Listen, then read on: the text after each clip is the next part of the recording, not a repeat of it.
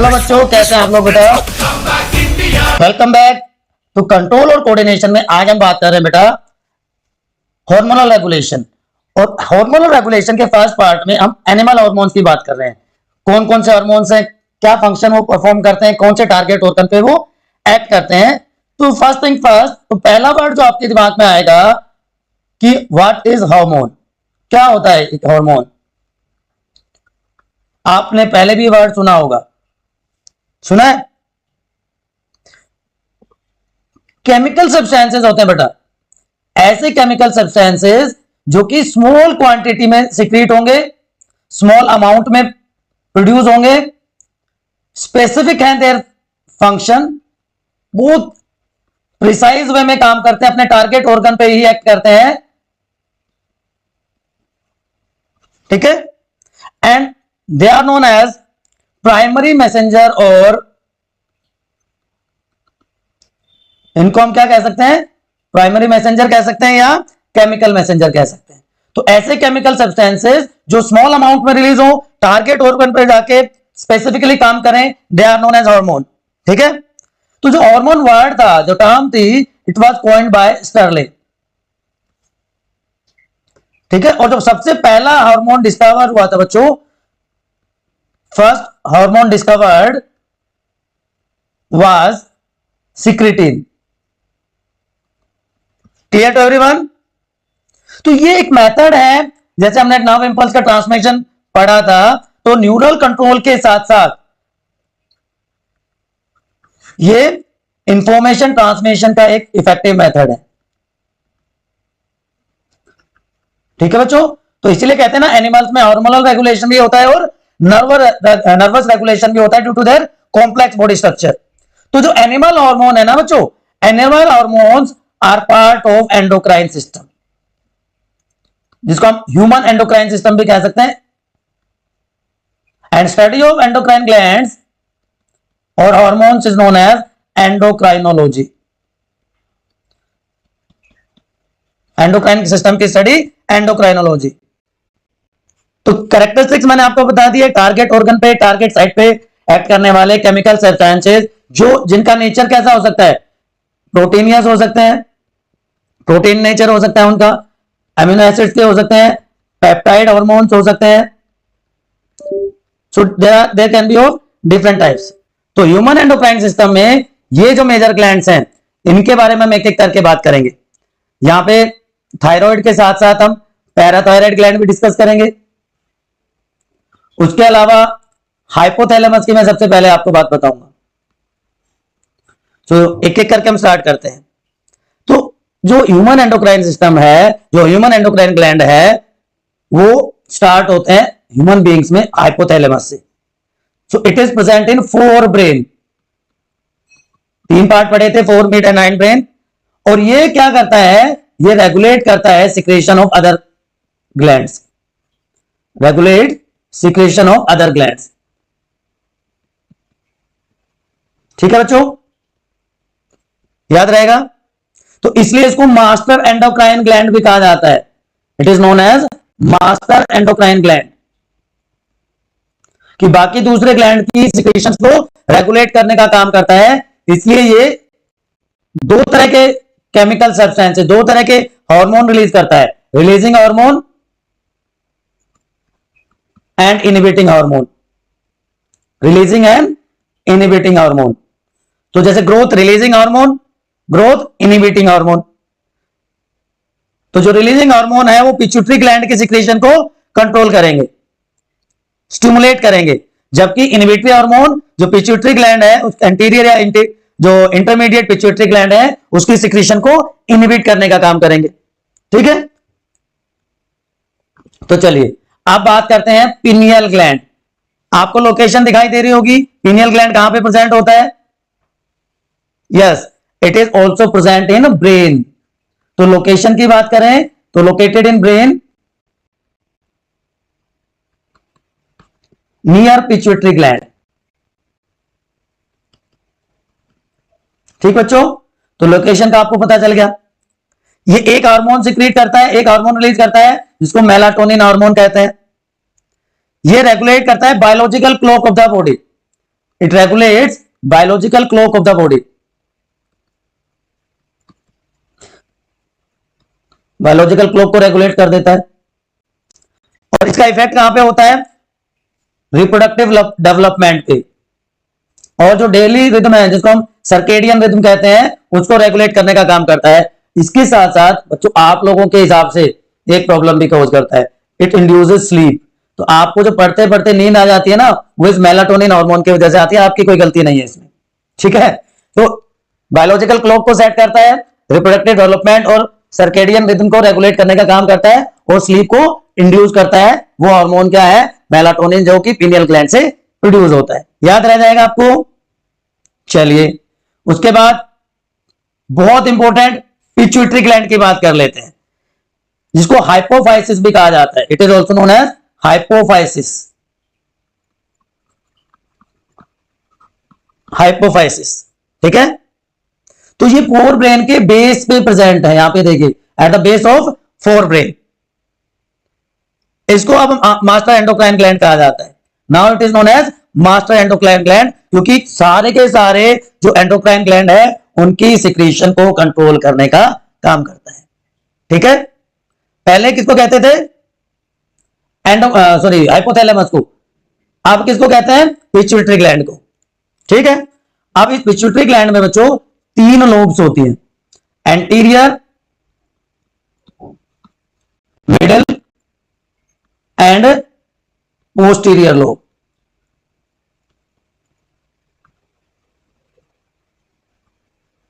ये anterior lobe है, इसको इंटरमीडिएट लोब भी कहा जाता है, मिडिल लोब को। एक्चुअली दोनों एक ही साथ प्रेजेंट होते हैं, तो कंबाइंड स्टडी किया जाता है। And this is posterior lobe, ठीक है। एंटीरियर लोब से 6 हार्मोन प्रोड्यूस होते हैं बच्चों।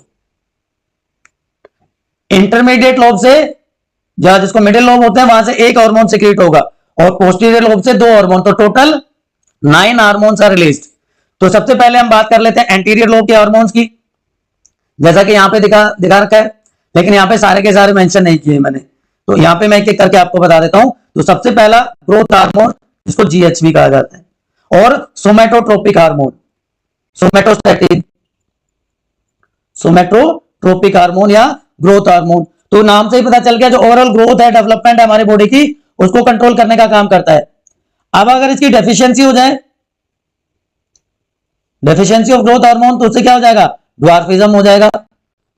और इसकी एक्सेस हो जाए तो क्या हो जाएगा? जायंटिज्म हो जाएगा, ठीक। तो ये पहला हो गया ग्रोथ हार्मोन। दूसरा हार्मोन यहां से जो सिक्रीट होता है, that is THH, thyroid stimulating hormone. तो जो थायराइड ग्लैंड है, उसकी सिक्रेशन को, उसकी फंक्शनिंग को कंट्रोल करता है और स्टिमुलेट करता है थायराइड ग्लैंड को, स्टिमुलेट थायराइड ग्लैंड, कि जिससे वो अपने हार्मोन रिलीज कर सके। तीसरा हार्मोन जो एंटीरियर लोब से रिलीज होता है, उसको कहते हैं फोलिकल स्टिमुलेटिंग हार्मोन, एफएसएच, ठीक है, और एलएच। ये गोनाडोट्रोपिन्स होते हैं, गोनाडोट्रोपिक हार्मोन्स होते हैं,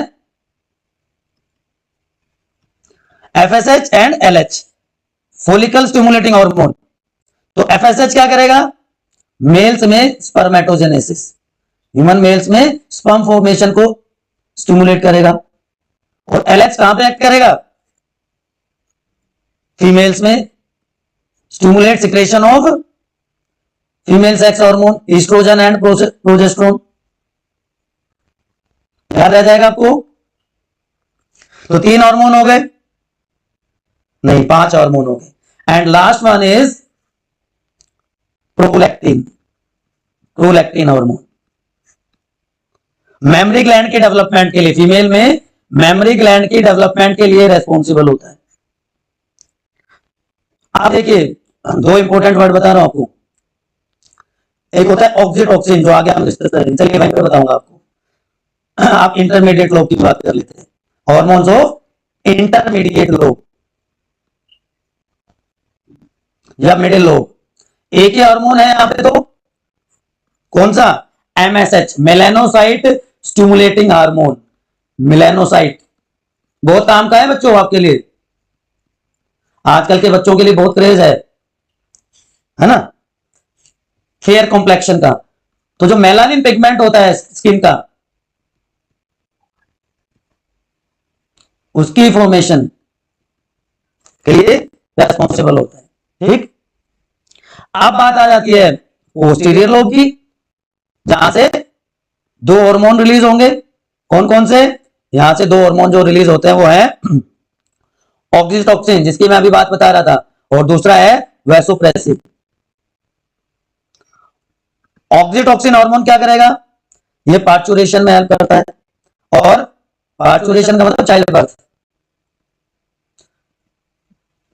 की जो स्मूथ मसल्स है उनकी कॉन्ट्रैक्शन को स्टिमुलेट करेगा, और ये लैक्टेशन में हेल्प करता है। वैसोप्रेसिन को एंटी डायूरेटिक हार्मोन एडीएच भी कहा जाता है। तो बॉडी का वाटर का और इलेक्ट्रोलाइट का बैलेंस बनाने में हेल्प करता है। ठीक है बच्चों, तो ऑक्सीटोसिन के बारे में बता रहा था। एक हमने पढ़ा था प्रोलैक्टिन हार्मोन,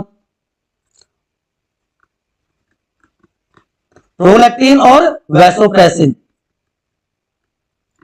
दोनों मिल्क सिक्रेशन से रिलेटेड है। तो vasopressin is called milk ejecting hormone, और इसको मिल्क प्रोड्यूसिंग हार्मोन कहते हैं। तो इसको प्रोड्यूस हो जाए, जरूरी थोड़ी इजेक्ट भी हो। तो प्रोलैक्टिन ने प्रोड्यूस कर दिया, लेकिन वैसोप्रेसिन उसको इजेक्ट करता है, मेमोरी ग्लैंड से बाहर निकालता है। तो ये मिल्क इजेक्टिंग हार्मोन हो गया।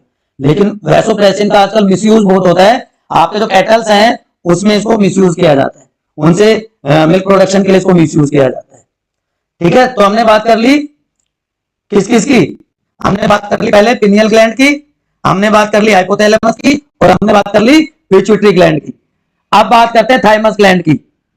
थाइमस ग्लैंड चेस्ट रीजन में प्रेजेंट होता है, पेयर्ड ग्लैंड है। एक सिंगल हार्मोन सिक्रीट करता है जिसको कहते हैं थाइमोसिन। ठीक, जो इम्यून रेस्पॉन्सेस को प्रमोट करता है, क्योंकि ये व्हाइट ब्लड सेल्स की प्रोडक्शन और मैच्योरेशन के लिए हेल्पफुल होता है। सेक्सुअल मैच्योरिटी के बाद ये डिजेनरेट हो जाता है, it degenerate after sexual maturity. ठीक है ना बच्चों, याद रहेगा। तो अगर थाइमस ग्लैंड हटा दिया जाए तो सेक्सुअल मैच्योरिटी अटेन नहीं होगी। तो ये पेयर्ड ग्लैंड जो चेस्ट रीजन में प्रेजेंट होता है, थाइमोसिन हार्मोन सिक्रीट कर रहा है, जो कि डब्ल्यूबीसी की प्रोडक्शन और मैच्योरेशन के लिए हेल्पफुल होता है, और डिजेनरेट कर जाता है after sexual maturity. Next one is thyroid gland. Thyroid gland कहां प्रेजेंट होता है? नेक रीजन, ये देखिए यहां पे नेक रीजन में प्रेजेंट है। ठीक है, और ये थायरोक्सिन हार्मोन प्रोड्यूस करता है। वहां पे क्या था? थाइमोसिन था, तो थोड़ा सा मिलता जुलता है, ये थायरोक्सिन है। ठीक है, ये मेटाबॉलिज्म को कंट्रोल करता है, ग्रोथ को प्रमोट करता है, और आयोडीन की डेफिशिएंसी हो जाती है, तो iodine is necessary for thyroid gland, जिससे थायरोक्सिन हार्मोन बन सकता है। तो अगर इसकी डेफिशिएंसी हो जाए तो एक कंडीशन होती है जिसको कहते हैं goitre. Goitre is due to deficiency of iodine, that's why use of iodised salt is advised, है ना। और मेटामॉर्फोसिस के लिए रेस्पॉन्सिबल होता है, मेटामॉर्फोसिस ऑफ फ्रॉग, कि टैडपोल से एडल्ट फ्रॉग इसी की वजह से बनता है। अगर टैडपोल से थायराइड ग्लैंड हटा दिया जाए तो वो एडल्ट में चेंज नहीं हो पाएगा, याद रहेगा। और इसी से रिलेटेड एक और ग्लैंड है जो कहते हैं parathyroid gland. Parathyroid gland, parathyroid gland 2 pairs, मतलब 4 इन नंबर। ठीक, थायराइड ग्लैंड में एम्बेडेड होते हैं, एम्बेडेड इन थायराइड ग्लैंड, इसका मतलब ये भी नेक रीजन में है। क्लियर। यहां से एक सिंगल हार्मोन प्रोड्यूस होता है जिसको कहते हैं पैराथ हार्मोन। पैरेट हार्मोन से आप याद रख सकते हो, या इसको कोलिप्स हार्मोन भी कहा जाता है। Collip's hormone. Clear to everyone? Collip's hormone ये क्या करता है? ये रेगुलेट करता है दो चीजों के लेवल को, ये कैल्शियम और फोस्फेट के लेवल को रेगुलेट करता है ब्लड में। ठीक है ना बच्चों, याद रहेगा। चलिए उसके बाद आ जाता है हमारा पैनक्रियास। पैनक्रियास से पहले आई थिंक हम एक और कर लें, एड्रिनल ग्लैंड। चलिए पैनक्रियास की बात कर लेते हैं, कोई बात नहीं। पैनक्रियास, पैनक्रियास को कहते हैं heterocrine gland. It is known as heterocrine gland, कि एक्सोक्राइन भी है और एंडोक्राइन भी है, लेकिन यहां पे सिर्फ एंडोक्राइन पार्ट की हम बात करेंगे। पैनक्रियास में तीन तरह की सेल्स होती हैं बेटा, अल्फा, बीटा एंड डेल्टा या gamma cells. Alpha cell secrete करती हैं ग्लूकागोन हार्मोन। ये ग्लूकागोन हार्मोन क्या करता है? ग्लाइकोजन को ग्लूकोज में कन्वर्ट कर देता है, ग्लाइकोजन को ग्लूकोज में कन्वर्ट कर देगा। बात खत्म, याद रह जाएगा। बीटा सेल सिक्रीट करेंगी इंसुलिन हार्मोन। इंसुलिन हार्मोन क्या करेगा? ब्लड ग्लूकोज लेवल को मेंटेन करेगा, और इसकी डेफिशिएंसी से क्या हो जाएगा? डायबिटीज हो जाती है। ठीक। और तीसरी सेल्स है डेल्टा सेल्स या गामा सेल्स, इनको कहते हैं डेल्टा या गामा सेल्स। ये क्या करेंगी? ये सेरोटोनिन सिक्रीट करेंगी, सेरोटोनिन हार्मोन जो वैसोकंस्ट्रिक्टर है,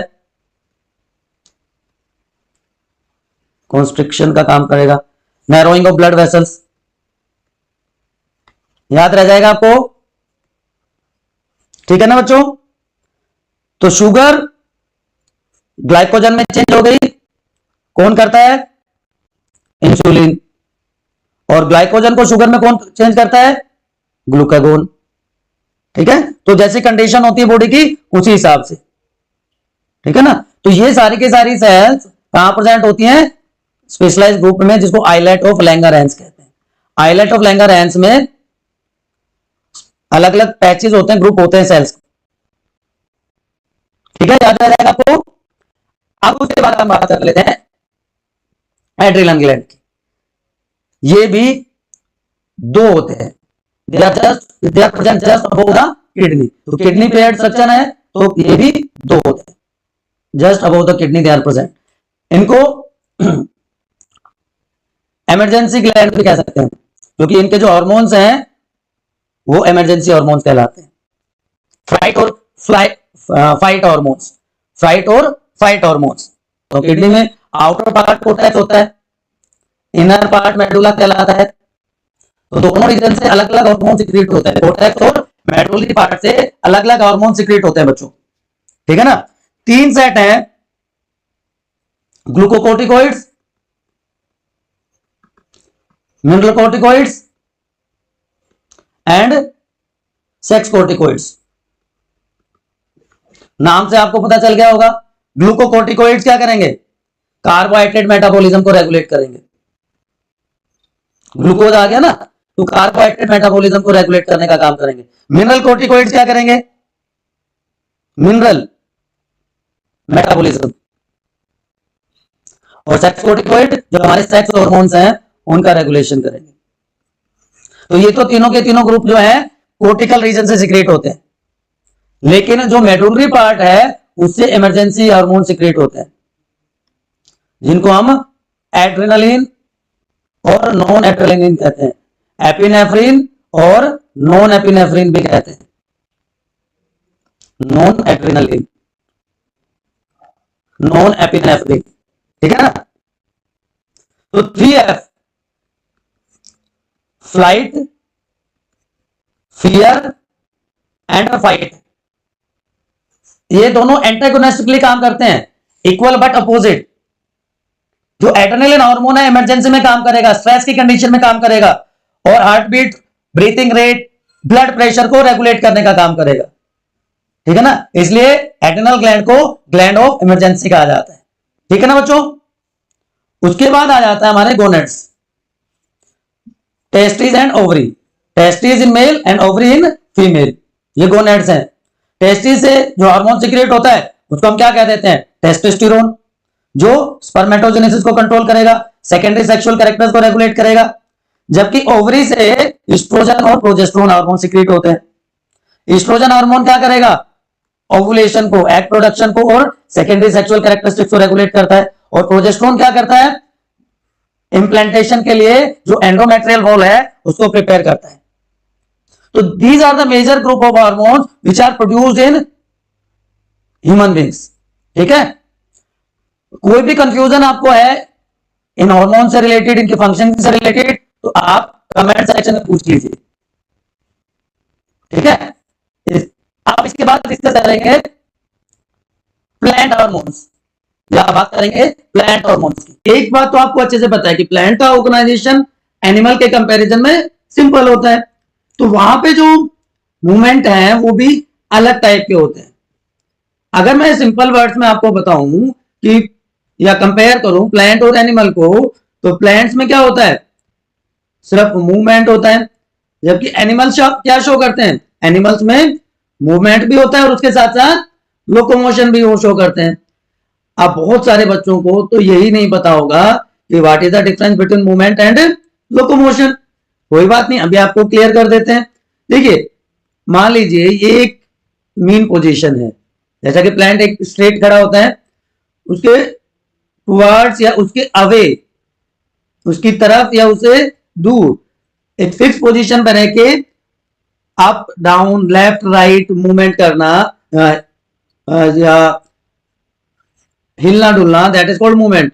तो यहां पे कोई पोजीशन में कोई चेंज नहीं आया है। लेकिन एनिमल्स क्या करेंगे, एनिमल्स भाग के यहां से यहां चले जाएंगे, यहां से यहां जाएंगे, या और किसी पर्टिकुलर डायरेक्शन में चले जाएंगे। तो जब पोजीशन चेंज होती है किसी ऑर्गेनिज्म की, then it is known as locomotion. तो प्लांट्स में सिर्फ होता है मूवमेंट, और एनिमल में मूवमेंट और लोकोमोशन दो तरह के होते हैं। तो जो प्लांट्स हैं बच्चों, दो तरह के मूवमेंट शो करते हैं, ट्रोपिक एंड नेस्टिक मूवमेंट। कुछ मूवमेंट ऐसे होते हैं जो ग्रोथ रिलेटेड होते हैं, कुछ ग्रोथ से रिलेटेड नहीं होते हैं। तो इन्हीं सब की बात करेंगे। तो डायरेक्शनल या ट्रोपिक मूवमेंट्स ऐसे मूवमेंट जो किसी स्टिमुलस के वजह से होते हैं, या तो स्टिमुलस की तरफ या स्टिमुलस से दूर। जबकि जो नेस्टिक मूवमेंट होंगे, जो नॉन डायरेक्शनल मूवमेंट होंगे, वो ग्रोथ से रिलेटेड नहीं होते, वो स्टिमुलस पे भी डिपेंड नहीं करते हैं। तो पहले बात करते हैं हम नेस्टिक मूवमेंट्स की। बड़ा ब्यूटीफुल सा आपको एक कार्निवोरस प्लांट दिखाई दे रहा होगा, ठीक है ना। इवन बिफोर एंड आफ्टर वाले कंडीशंस आजकल बहुत कॉमन है। तो जो नॉन डायरेक्शनल या नेस्टिक मूवमेंट्स होते हैं वो होते क्यों हैं बच्चों, क्योंकि ये ग्रोथ रिलेटेड तो है नहीं, ये स्टिमुलस की डायरेक्शन पे भी डिपेंड नहीं करते। आपने देखा होगा मिमोसा पुडिका, जिसको हम छुई मुई प्लांट पे कहते हैं, टच मी नॉट प्लांट, उसकी लीव्स जैसे ही हम टच करते हैं तो उसकी लीव्स फोल्ड हो जाती हैं और मुरझा सी जाती है, ड्रूप डाउन हो जाती है, क्योंकि ये मूवमेंट डायरेक्शन पे डिपेंड नहीं करते कि कहां से स्टिमुलस आ रहा है, राइट। तो क्या मैकेनिज्म होता है इनकी लीव की ड्रूपिंग का, ये due to their turgor pressure change, turgor pressure change की वजह से होता है, या सिंपल वर्ड में हम कह सकते हैं due to change in water balance of the cells. जब टच करते हैं प्लांट की लीफ को तो सेल जो है वो वाटर को लूज करती हैं और फ्लैसिड हो जाती हैं। प्लांट लूज का मतलब फ्लैसिड होना, and it causes drooping of the leaf. There are different type of nastic movements, but major type की हम बात करेंगे photo, nycti, thigmo, thermo and complex. आपको वर्ड से समझ में आ रहा होगा किस टाइप का ये मूवमेंट होगा। फोटो का मतलब लाइट, राइट। तो इस तरह के नेस्टिक मूवमेंट जो लाइट स्टिमुलस की वजह से कॉज होते हैं, बट डिपेंड नहीं करते किस डायरेक्शन से लाइट आ रही है, ठीक है ना, it depend upon the light stimulus. तो मिराबिलिस जल्पा फ्लावर एक सर्टेन टाइम पे ही ओपन होता है, एक सर्टेन टाइम पे क्लोज हो जाता है, मतलब लाइट स्टिमुलस उसके केस में इंपॉर्टेंट रोल प्ले करता है। इसी तरह बच्चों अगर हम निक्टी नेस्टिक की बात करें तो स्लीपिंग मूवमेंट पे जो डिपेंड करेगा, दैट इज कॉल्ड निक्टी नेस्टी। जो बटरफ्लाई फ्लावर है उसकी लीव्स क्लोज हो जाती है नाइट पे, इसी तरह जो लीव्स हैं ल्यूकेनिया की वो क्लोज हो जाती हैं, नाइट में, तो ये निक्टिनेस्टिक हो गया। थर्मो टेम्परेचर सॉरी थिग्मो है अभी पहले, thigmonasty response to touch stimulus, ये अभी हमने बात करी थी मिमोसा पुडिका की, टच में नॉट प्लांट की drooping of leaves. थर्मोनेस्टी temperature stimulus जब इंपॉर्टेंट रोल प्ले करे, ऐसा मूवमेंट प्लांट का जो टेम्परेचर की वजह से होता है, टेम्परेचर स्टिमुलस की वजह से कॉज किया जाए। ट्यूलिप के फ्लावर्स बहुत ब्यूटीफुल होते हैं बच्चों, तो ट्यूलिप फ्लावर जो है वो एकदम से डेवलप होना शुरू हो जाते हैं जब टेम्परेचर इंक्रीज होता है। यहां पे आप देख पा रहे होंगे ट्यूलिप फ्लावर्स बहुत सुंदर से फ्लावर्स होते हैं, राइट। और जब कई सारे स्टिमुलस एक साथ काम करें प्लांट पे नॉन डायरेक्शनल ग्रोथ में, नॉन डायरेक्शनल मूवमेंट में, तो वो क्या कहलाता है, complex नेस्टी। Several factors act together, तो opening and closing of stomata हमने लाइफ प्रोसेस में पढ़ा है, तो लाइट पे भी डिपेंड करता है, वाटर पे भी डिपेंड करता है, केमिकल सब्सटेंसेस पे भी डिपेंड करता है। तो ऐसा नेस्टिक मूवमेंट क्या हो जाएगा, कॉम्प्लेक्स नेस्टिक। तो बेटा ये तो हो गए नॉन डायरेक्शनल, जो स्टिमुलस की डायरेक्शन पे डिपेंड नहीं करते, प्लांट के ग्रोथ से रिलेटेड नहीं होते, बट बहुत सारे मूवमेंट प्लांट्स में ऐसे हैं जो उनकी ग्रोथ पे डिपेंड करते हैं। तो ऐसे मूवमेंट्स को कहते हैं ट्रोपिक मूवमेंट्स या डायरेक्शनल मूवमेंट्स। तो the movements which respond to stimulus by growing in a particular direction, pumpkin, cucumber, है ना, ये इस तरह के टेंडल की हेल्प से ऊपर की तरफ चढ़ जाते हैं सपोर्ट लेके। तो जो ट्रोपिक मूवमेंट्स है या ट्रोपिज्म जो है ना, वो रेस्पॉन्स है प्लांट के पार्ट का टुवार्ड्स होगा तो उसको पॉजिटिव ट्रोपिक मूवमेंट कहेंगे, और अवे होगा तो उसको नेगेटिव ट्रोपिक मूवमेंट या नेगेटिव ट्रोपिज्म कहते हैं। ये ट्रोपिक मूवमेंट एक पर्टिकुलर डायरेक्शन से आते हैं और ये हमेशा ग्रोथ मूवमेंट होते हैं, राइट। तो अभी अभी मैंने बताया कि पॉजिटिव कब होगा, टुवर्ड्स द स्टिमुलस, नेगेटिव कब होगा, अवे फ्रॉम द स्टिमुलस, ठीक है। ये मिमोसा पुडिका, अब आप बताइए ग्रोथ रिलेटेड है या नहीं है। इट इज ट्रोपिक मूवमेंट और it is nastic movement. Please एक बार फटाफट कमेंट सेक्शन में बता दीजिए, मैंने इसीलिए आप स्लाइड डाली हुई। इसके बाद बात करते हैं ना बच्चों types of trophic movement. Photo light का, जियो ग्रेविटी स्टिमुलस, हाइड्रो वाटर जब स्टिमुलस की तरह एक्ट करेगा, जब कोई केमिकल स्टिमुलस की तरह एक्ट करता है तो कीमोट्रोपिज्म हो जाता है, और टच भी ट्रोपिक मूवमेंट का काम करता है तो वो थिग्मोट्रोपिज्म हो गया। देखिए लाइट की तरफ तो पॉजिटिव, ग्रेविटी की तरफ तो पॉजिटिव जियोट्रोपिज्म। तो फोटोट्रोपिज्म क्या हो जाएगा, growth of plant in response to light. अब जो स्टेम है वो उसकी बेंडिंग होती है टुवर्ड्स लाइट, तो stem is positively phototropic, but roots move away from the light, roots are negatively phototropic, right. तो पॉजिटिव एंड नेगेटिव फोटोट्रोपिज्म। बच्चों बात समझ में आ गई कि bending of root away from the light negative phototropism, bending of stem shoot towards the light is positive phototropism, ठीक है।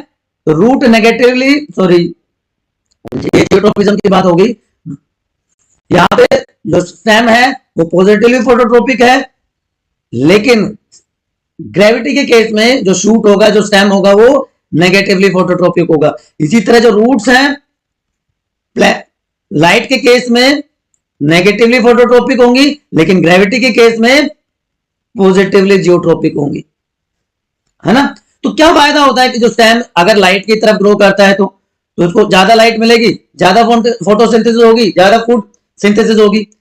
लेकिन ये ग्रेविटी से दूर की तरफ जाता है तो क्या होगा कि पोलिनेशन के चांसेस, सीड डिस्पर्सल के चांसेस बढ़ जाते हैं। इसका मतलब प्लांट का नंबर बढ़ जाता है, सर्वाइवल के चांसेस बढ़ जाते हैं। जियो का मतलब ग्रेविटी है, तो ग्रेविटी स्टिमुलस का response is called as geotropism. तो अगर टुवर्ड्स ग्रेविटी है जैसा कि रूट शो करती हैं, एनसीईआरटी का डायग्राम है, तो पॉजिटिव जियोट्रोपिज्म, और स्टेम दूर ग्रो करता है, अवे जाता है, तो नेगेटिव जियोट्रोपिज्म हो गया।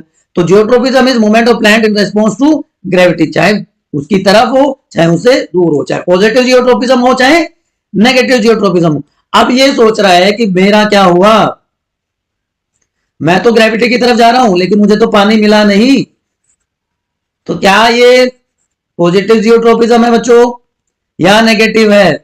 पॉजिटिव और नेगेटिव जियोट्रोपिज्म बताओ, आपके कमेंट का वेट है, बताओ फटाफट जल्दी से। चलिए, तो रूट ग्रेविटी की तरफ जा रही, तो फायदा क्या है उसको? प्लांट को एक सपोर्ट मिल गया, एंकर मिल गया, पानी के लिए जो सर्च है प्लांट की वो पूरी हो जाएगी, और ये एंश्योर करता है कि जो जर्मिनेटिंग सीड है वो हमेशा नीचे की तरफ ग्रो करे, पोजीशन कुछ भी हो सीड की सोइल में।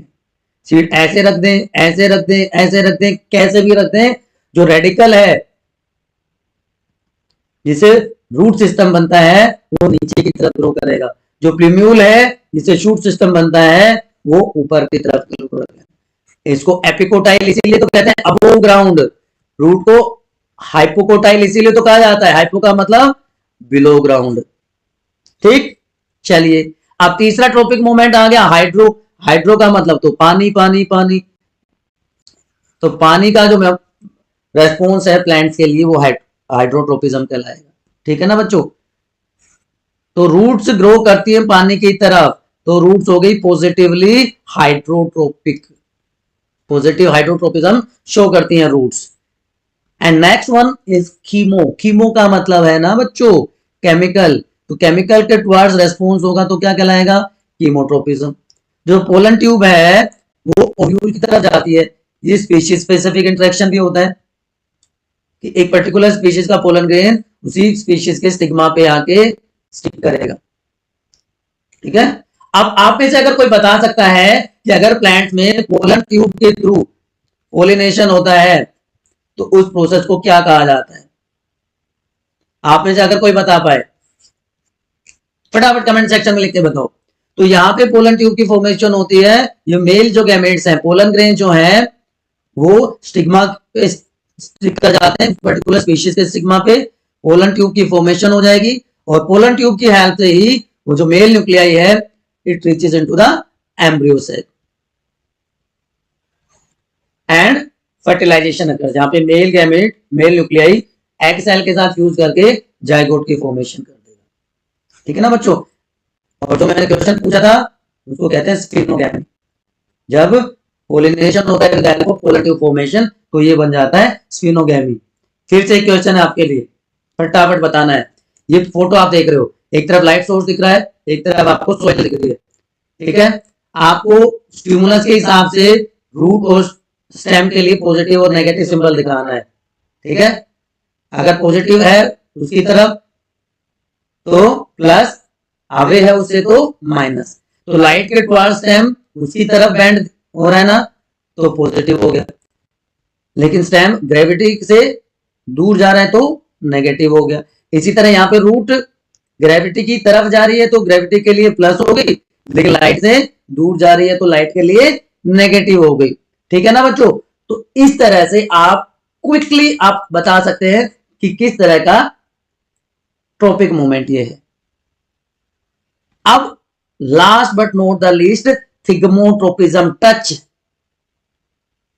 मैंने शुरू में ही आपको बताया था पंपकिन में क्या होते हैं? टेंड्रिल्स होते हैं। जब ऐसे प्लांट जिनका स्टेम वीक होता है उनको कहते हैं क्लाइंबर्स। ठीक है ना बच्चों? वो होते हैं क्लाइंबर्स। तो क्लाइंबर्स में टेंड्रिल्स प्रोड्यूस होते हैं जो सपोर्ट करते हैं प्लांट को so that they can grow upward. तो थिग्मोट्रोपिज्म बच्चों डायरेक्शनल मूवमेंट है प्लांट पार्ट का in response to touch stimulus of an object. यहां पे जरूरी है कि लिविंग ऑब्जेक्ट की बात हो। तो क्लाइंबर जो है वो टेंड्रिल प्रोड्यूस करते हैं, वो मूव करते हैं सपोर्ट के लिए एक पर्टिकुलर डायरेक्शन में, और वो सपोर्ट के चारों तरफ कोइल कर जाते हैं जिससे प्लांट इजिली क्लाइंब अप कर पाता है। तो टेंड्रिल इज पॉजिटिव थिग्मोट्रोपिज्म। ठीक है ना? तो अब आपको पता चल गया कि ट्रॉपिक मूवमेंट्स क्या होते हैं, नेस्टिक मूवमेंट्स क्या होते हैं, किस तरह से दोनों टाइप के मूवमेंट्स में डिफरेंस है। नेस्टिक मूवमेंट्स क्या क्या है? नॉन डायरेक्शनल है, नॉन ग्रोथ है, ग्रोथ डिपेंडेंट नहीं है, स्टिमुलस की डायरेक्शन पे डिपेंड नहीं करते। तो अगर हम एक कंपैरिजन करें ट्रॉपिक और नेस्टिक मूवमेंट्स का ना, तो क्या क्या बताओगे आप? चलो आप भी लिखो एक बार फटाफट कमेंट सेक्शन में, मैं भी लिखता हूं। एक टेबल बना लेते हैं, एक तरफ आप लिख लीजिए ट्रॉपिक मूवमेंट, एक तरफ लिख लीजिए नेस्टिक मूवमेंट। देखते हैं हमें कितनी चीजें याद हुई अभी तक। चलिए, तो यूनिडायरेक्शनल स्टिमुलस की वजह से जो मूवमेंट होता है वो हो गया ट्रॉपिक मूवमेंट। स्लाइड थोड़ी सी क्लियर नहीं है इसलिए मैं हाईलाइट कर रहा हूं, तो आपको वर्ड समझ में आ जाएगा। लेकिन डिफ्यूज स्टिमुलस की किसी भी डायरेक्शन से स्टिमुलस आ जाए, डायरेक्शन का कोई रोल नेस्टिक मूवमेंट के केस में नहीं होता है। जो स्टिमुलस है ट्रॉपिक मूवमेंट में प्रोटोप्लाज्म पे एक डायरेक्शन से एक्ट करता है, जबकि यहां पे सारे के सारे डायरेक्शन में, इसलिए तो डिफ्यूज हो गया। अब जो ट्रॉपिक मूवमेंट का जो रेस्पॉन्स है डायरेक्टली रिलेटेड करेगा डायरेक्शन ऑफ स्टिमुलस पे, जबकि इस केस में कोई रिलेशन नहीं होता डायरेक्शन ऑफ स्टिमुलस। ठीक, ये यूनिलैटरल ग्रोथ शो करेंगे, ये तो ग्रोथ रिलेटेड है ही नहीं। तो ये रिवर्सिबल टर्गर चेंजेस की वजह से होते हैं, तो कर्वेचर इसमें चेंज हो जाता है। अलग अलग टाइप है, फोटो, जियो, हाइड्रो, थिग्मो, कीमो एटसेट्रा। यहाँ पे भी अलग अलग टाइप है। कुछ और ऐड करना चाहते हो तो आप ऐड कर सकते हो कि ये डायरेक्शनल के साथ साथ ये ग्रोथ रिलेटेड है, जबकि nastic movement non growth related है, अभी मैंने बताया था। तो अब आप कंपेयर कर लीजिए, आपने कितने लिखे थे, मैंने कितने लिखे हैं, आपको एक आइडिया आ जाएगा दोनों का। अब ये ओवरऑल देखिए सारे के सारे ट्रॉपिक मूवमेंट्स, लाइट का, वाटर का, टच का, ग्रेविटी का, केमिकल्स का, और ये नेस्टिक मूवमेंट थिग्मोनेस्टिक। समझ में आ गया बच्चों? कोई कंफ्यूजन है तो प्लीज एक बार फटाफट पूछ लीजिए, फटाफट पूछ लीजिए, क्योंकि इसके बाद हम स्टार्ट करने वाले हैं, इसके बाद हम स्टार्ट करने वाले हैं प्लांट हार्मोन, जिनको फाइटो हार्मोन्स भी कहते हैं, या जिनको plant growth regulators, plant growth regulators या पीजीआर भी कहते हैं। दो टाइप के होते हैं, ग्रोथ प्रमोटर भी होते हैं और ग्रोथ इनहिबिटर भी होते हैं। ग्रोथ के लिए रेस्पॉन्सिबल भी होते हैं और ग्रोथ इनसे अफेक्ट भी होती है। तो दो ग्रुप में इनको हम पढ़ेंगे। आप देख पा रहे होंगे 5 हार्मोन्स के नाम आपको यहाँ पे दिखाई दे रहे हैं, auxin, cytokinin, gibberellin, abscisic acid and ethylene. तो बच्चों एक चीज आपको मैं बहुत क्लियरली बता दूं कि जो प्लांट में है कोऑर्डिनेशन होता है हार्मोन से, जिनको हम फाइटो हार्मोन्स कहते हैं। प्लांट में हार्मोन्स को प्लांट ग्रोथ रेगुलेटर्स पीजीआर भी कहा जाता है। तो फाइटो हार्मोन क्या हो गया बच्चों? फाइटो हार्मोन एक ऐसा केमिकल सब्सटेंस है जो प्लांट में नेचुरली प्रोड्यूस होता है और वो ट्रांसलोकेशन और रेगुलेशन के लिए रेस्पॉन्सिबल होता है, अलग अलग फिजियोलॉजिकल प्रोसेसेस के लिए, राइट।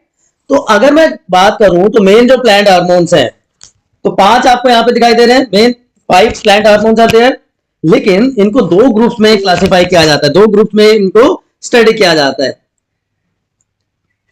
एक होते हैं बेटा प्लांट ग्रोथ प्रमोटर्स, जैसा कि नाम से आपको समझ में आ गया, ग्रोथ को प्रमोट करने वाला, और एक होते हैं प्लांट ग्रोथ इनहिबिटर्स, ग्रोथ को स्लो डाउन करेगा, ग्रोथ को इनहिबिट करेगा। तो ऑक्सिन, साइटोकाइनिन और गिबरलिन ये ग्रोथ को प्रमोट करने वाले हैं, जबकि एब्सिसिक एसिड और इथाइलिन ये 2 हार्मोन ऐसे हैं जो ग्रोथ को इनहिबिट करते हैं। लेकिन ऐसा नहीं कि inhibitors are harmful for the plants, उनकी भी अपनी इंपॉर्टेंस है। कैसे, एक एक करके बात करते हैं। सबसे पहले बात करते हैं बच्चों ऑक्सिन हार्मोन की। ये एक ऐसा हार्मोन है जो कि ह्यूमन यूरिन से आइसोलेट किया गया था, ठीक है ना। चार्ल्स रॉबर्ट डार्विन, डार्विन का नाम आपने सुना होगा, उन्होंने सबसे पहले ऑक्सिन को डिस्कवर किया था कैनरी ग्रास में, राइट। लेकिन एफ वेंट ने एक टेस्ट करके, जिसको एविना कर्वेचर टेस्ट कहते हैं, ओट के सीड्स में आइसोलेट किया। तो आइसोलेशन सबसे पहले किसने किया? वेंट ने। डिस्कवरी किसने की? डार्विन ने। Clear to everyone? तो फर्स्ट प्लांट हार्मोन जो डिस्कवर किया गया था वेंट के द्वारा, दैट वाज ऑक्सिन। क्लियर है बच्चों? ठीक है। अब ये जो ऑक्सिन हार्मोन है बच्चों, ये नेचुरल भी हो सकता है या नेचुरल भी होता है और सिंथेटिक भी होता है, दोनों तरह के ऑक्सिन नेचर में मिलते हैं। तो first phyto hormone, first plant hormone जो कि बहुत इंपॉर्टेंट था, 2 टाइप का हो गया, नेचुरल जिसमें IAA का मतलब है बच्चों indole acetic acid, indole acetic acid, और IBA का मतलब है इंडोल ब्यूटायरिक एसिड, क्लियर? तो indole acetic acid and indole butyric acid. उसके अलावा मैंने अभी आपको बताया कि सिंथेटिक भी हो सकते हैं, NAA24D 245T। So there are two categories। बहुत सारे फिजियोलॉजिकल इफेक्ट्स होते हैं प्लांट्स में। तो सबसे पहला जो और सबसे इंपॉर्टेंट होता है दैट इज रूट और शूट टिप में प्रेजेंट होता है ये, तो फ्लावरिंग को प्रमोट करता है प्लांट्स में। एपिकल डोमिनेंस, एपिकल डोमिनेंस का मतलब होता है बच्चों कि जब तक टिप पे ऑक्सिन प्रेजेंट है, जो साइड वाली ब्रांचेज हैं जिनको लेटरल ब्रांचेज कहते हैं, उनकी ग्रोथ नहीं होगी। अगर हम टिप को कट करते हैं तो ऑक्सिन जो है वो लेटरल ब्रांचेज की ग्रोथ को प्रमोट करता है, इसको कहते हैं एपिकल डोमिनेंस। पार्थिनोकार्पी को इंड्यूस करता है, पार्थिनोकार्पी को बढ़ावा देता है। The process through which seedless fruits are produced, उसको पार्थिनोकार्पी कहते हैं। एनिमल्स में प्रोसेस को पार्थिनोजेनेसिस कहते हैं, डेवलपमेंट विदाउट फर्टिलाइजेशन। ठीक है, डिफरेंशिएशन करता है जाइलम का और सेल की एनलार्जमेंट के लिए रेस्पॉन्सिबल होता है। और जो सिंथेटिक ऑक्सिन है जैसे 2,4-D, ये हर्बिसाइड की तरह यूज किया जाता है, वीडिसाइड की तरह इसको यूज करते हैं तो वीड्स के रिमूवल के लिए। ठीक है, और प्लांट टिश्यू कल्चर्स में रूट की ग्रोथ को हेल्प करता है। तो ये सारे फंक्शंस हो गए, फिजियोलॉजिकल इफेक्ट्स हो गए ऑक्सिन के। सेकेंड हार्मोन आ जाता है बच्चों गिबरलिन। गिबरलिन हार्मोन की 100 से ज्यादा वैरायटी मिलती है। तो नाम के आगे 1 2 3 100 तक लगा देते, तो इसका मतलब गिबरलिन A B C ऐसे भी आप कह सकते हैं। ठीक है, तो गिबरलिन हार्मोन जो है वो सीनेसेंस को डिले करता है। सीनेसेंस का मतलब होता है जब मेटाबॉलिक एक्टिविटी स्लो डाउन हो जाए, वो प्रोसेस क्या कहलाती है? सीनेसेंस। प्लांट की मेटाबॉलिक एक्टिविटी स्लो डाउन हो जाए वो प्रोसेस क्या कहलाती है? Senescence. And senescence leads to ageing and death. तो इसके लिए रेस्पॉन्सिबल है बोल्टिंग प्रोसेस।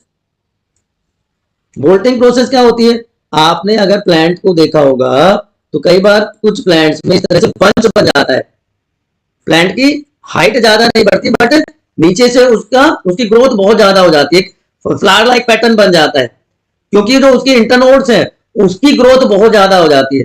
कैबेज इसका बेस्ट एग्जांपल है। ठीक है ना?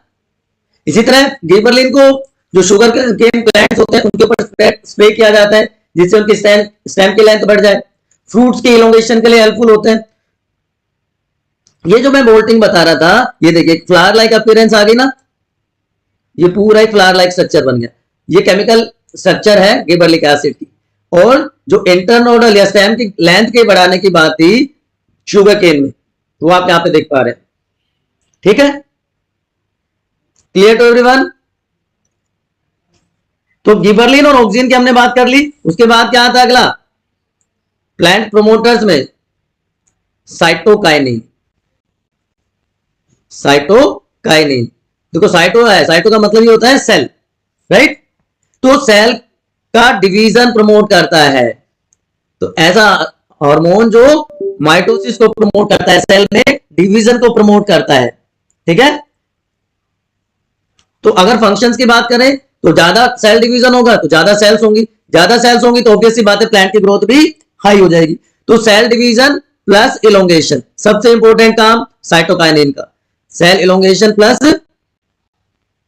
एनलार्जमेंट आप कह सकते हो, सेल डिवीजन प्लस इलोंगेशन आप कह सकते हो, सबसे पहला काम हो गया। उसके अलावा जो सेकेंडरी ग्रोथ होती है प्लांट्स में, जो पेरिनियल प्लांट्स होते हैं, जो एंजियोस्पर्म होते हैं, उनमें सेकेंडरी ग्रोथ साइटोकाइनिन की हेल्प से होती है। सीनेसेंस को ब्रेक करते हैं या डिले करते हैं, जो मेटाबॉलिक एक्टिविटी स्लो डाउन हो जाती है प्लांट्स में, उस प्रोसेस को डिले करने का काम करते हैं। और उसके अलावा एक और इंपॉर्टेंट फंक्शन आपको बता देता हूं, ओपनिंग ऑफ स्टोमेटा को भी ये प्रमोट करते हैं। तो 4 इंपॉर्टेंट फंक्शन मैंने आपको बता दिए। ठीक, अब ये भी नेचुरल और सिंथेटिक दोनों हो सकते हैं। साइटोकाइनिन भी नेचुरल और सिंथेटिक दोनों हो सकते हैं बच्चों। तो जो सबसे पहला साइटोकाइनिन ऑब्जर्व हुआ था, मतलब जो ऑब्टेन किया गया था, first natural cytokinin was G18। ठीक है, जबकि काइनेटिन एक सिंथेटिक साइटोकाइनिन है। G18 एंड काइनेटिन, ये दो आपको याद रखने हैं। KINE, sorry KINE, kinetin and zeatin. जो नेचुरल साइटोकाइनिन है बच्चों, वो मिल जाता है आपको कोकोनट वाटर में, और इसके अलावा जो एप्पल फ्रूट है उसके एक्सट्रैक्ट में। तो ये तो बात होगी बेटा तीनों प्लांट प्रोमोटर्स की, ग्रोथ प्रोमोटर्स की। अब हम बात कर लेते हैं ग्रोथ इनहिबिटर्स की। उसमें दो है, पहला एब्सिसिक एसिड। एब्सिसिक एसिड को बच्चों कहते हैं स्ट्रेस हार्मोन, स्ट्रेस देने वाला। ठीक, एब्सिसिक एसिड को क्या बोल दिया हमने? Stress hormone. ठीक है, तो जो प्रोमोटरी इफेक्ट है ऑक्सिन और गिबरलिन के, उनको रिवर्स करता है, इसलिए इसको एंटी ऑक्सिन, एंटी गिबरलिन भी कहा जाता है। तो अगर इसके फंक्शंस की बात करें तो antagonistic to gibberellic acid, gibberellin. Antagonistic का मतलब इक्वल बट अपोजिट, तो एंटी ऑक्सिन और एंटी गिबरलिन है। तो abscisic acid inhibitor of plant metabolism, जो मेटाबॉलिक एक्टिविटीज है उनको इनहिबिट करता है, उनको रोकता है। सीड डोरमेंसी को प्रमोट करता है। सीड डोरमेंसी का मतलब जब सीड जर्मिनेट करने की एबिलिटी नहीं रखता, उसको, उस स्टेज को सीड डोरमेंसी कहते हैं। मैचुरेशन और डेवलपमेंट को इनहिबिट करता है, रोकता है, और कॉजेज क्लोजिंग ऑफ स्टोमेटा, इसलिए इसको स्ट्रेस हार्मोन भी कहा जाता है। इसके अलावा ये सेनेसेंस को प्रमोट करता है। ठीक, और जो दूसरा ग्रोथ इनहिबिटर हार्मोन है ethylene, it is only gaseous hormone found in plants. सिर्फ एक ही ऐसा है जो गैसियस फॉर्म में मिलता है, इसलिए इसकी स्प्रेइंग की जाती है प्लांट्स पे। तो मोस्टली ये इनहिबिटर का काम करता है, बट ये ग्रोथ प्रोमोटर भी है। इट हेल्प, ये सबसे इंपॉर्टेंट काम जिसका आजकल मिसयूज बहुत होता है। It help in ripening of fruit, और क्योंकि गैसेस फॉर्म में मिलता है तो उसको स्प्रे कर दिया जाता है। देखिए, चिलिंग करके फ्रूट्स को रख दिया जाता है, और उस पर अगर इथाइलिन का स्प्रे कर दें तो वो मैच्योर हो जाते हैं। टोमेटोज आपको दिखाई दे रहे होंगे, ग्रीन से एकदम से रेड हो जाते हैं। ठीक है ना, ये आपको कन्वर्जन दिख रहा है, ग्रीन टू रेड।